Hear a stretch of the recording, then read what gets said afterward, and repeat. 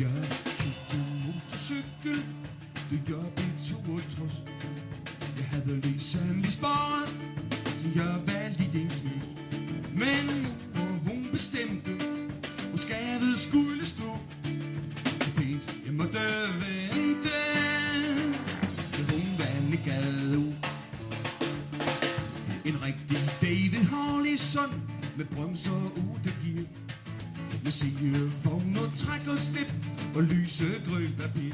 Til en ægte tæppefliser på hver en stumpedal.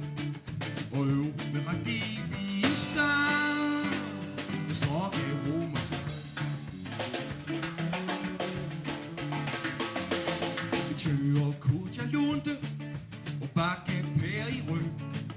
Og fortsat bløderbøjser med sølvatøj og hø. Så startede jeg kadaveren, et frygteligt brag der kom til mors gamle tjente. Hun skreg, står det om.